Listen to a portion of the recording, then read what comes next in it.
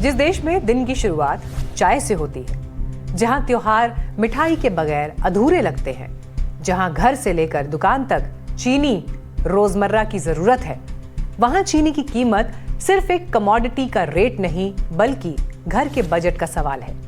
लेकिन इस बीच चीनी के दाम अचानक ऐसे भागे हैं कि बाजार में सवाल सिर्फ ये नहीं कि चीनी कितनी महंगी हुई, बल्कि सवाल ये है कि आखिर चीनी इतनी महंगी क्यों हुई। और सबसे बड़ा सवाल, क्या आने वाले दिनों में इस महंगाई की मिठास और कड़वी होने वाली है। ऐसी आशंका इसलिए जताई जा रही है क्योंकि कई बाजारों में चीनी के दाम 60 से 65 रुपए किलो तक पहुंचने की खबर है।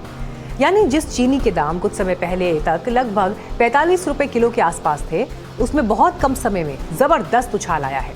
चीनी के दाम बीते 20 दिनों में 22 रुपए तक की बढ़ोतरी हुई है। सर 10 दिन में चीनी के दाम में 15 रुपए किलो की तेजी आ चुकी है। अच्छा। हाँ, एक 7 दिन पहले चीनी का भाव 48 रुपए था, आज 62 रुपए होलसेल मंडी में हो चुका है। और ये कहानी किसी एक शहर या किसी एक राज्य की नहीं, बल्कि दिल्ली एनसीआर के बाजारों से लेकर भोपाल तक व्यापारी भी इस तेजी को महसूस कर रहे हैं। आज शक्कर 18 रुपए किलो तक बढ़ गई है, जो कभी पहले 42 से 44 रुपए किलो थी, आज 62 रुपए होलसेल में हो गया है। और आने वाले समय में अगर इसी तरह तेज़ी रही तो कोई बड़ी बात नहीं है, 65 से 70 रुपए तक ये बिकना तय है। जो शक्कर के रेट बढ़े हैं 10 दिन के अंदर, वो 15 रुपए किलो बढ़ गए हैं। ये ऐतिहासिक तेज़ी है। हमने आज तक, मेरा 36 साल का व्यापारिक अनुभव है, तो अभी तक कभी इतना रेट नहीं बढ़ा है। यानी बाजार में पहली कहानी है सप्लाई की कमी और कीमत में तेजी की, लेकिन इस कहानी का दूसरा सिरा है गन्ने का खेत। क्योंकि चीनी की कीमत का असली रिश्ता सिर्फ चीनी मिल से नहीं बल्कि किसान के खेत से है। और इसीलिए हमने पश्चिमी यूपी के मुजफ्फरनगर में किसानों से भी बात की। वहां सवाल था कि क्या गन्ने की पैदावार और लागत पर भी इस पूरी कहानी का असर है। चीनी के दाम अच्छे बढ़ रहे तो ठीक है, हमें प्रॉफिट होना चाहिए कुछ ना कुछ गन्ने में। इसका कारण गन्ने का वाजिब दाम ना मिलना किसानों को, ये कारण रहा। बुआरी में कम हो गया, इसकी वजह से भाई चीनी के दाम बढ़े। और गन्ने के ऐसे हमारे रेट गन्ने के बढ़ा दो, मतलब 25 रुपए डिफरेंस होया भाई, ऐसे ही गन्ने के रेट बढ़ाओ हमारे। ये तो उनकी पत्तियों को लाभ होगा, व्यापारियों को लाभ होगा, किसानों को कुछ नहीं हो रहा।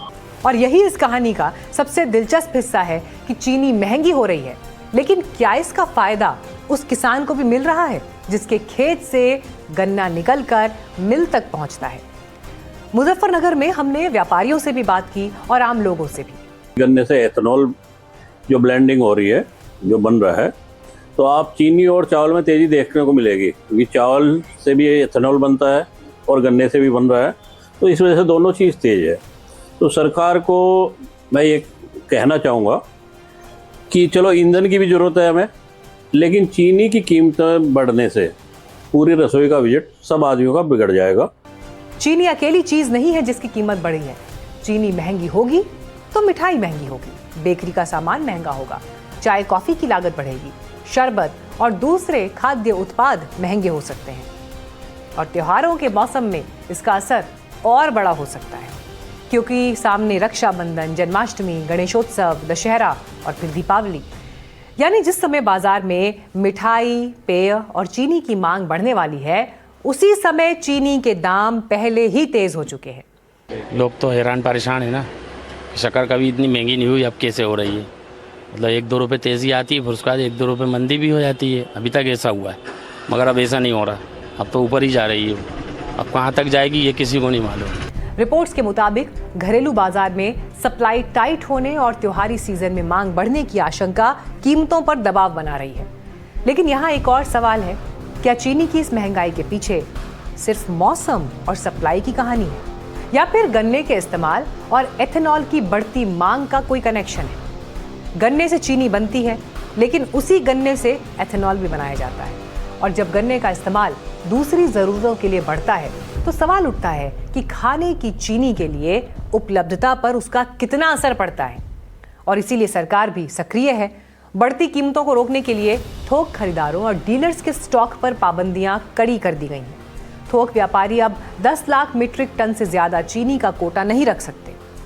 ये आदेश फिलहाल 31 अक्टूबर तक लागू रहेगा, लेकिन अगर चीनी की कीमत कुछ समय में 45 रुपए से 65 रुपए प्रति किलो तक पहुंच सकती है, तो डर सिर्फ आज की महंगाई का नहीं है। डर ये है कि अगर सप्लाई का दबाव बना रहा और त्योहारों में मांग बढ़ी तो कीमतों पर आगे भी दबाव रह सकता है और इसका सबसे सीधा असर पड़ेगा आम आदमी की रसोई के बजट पर।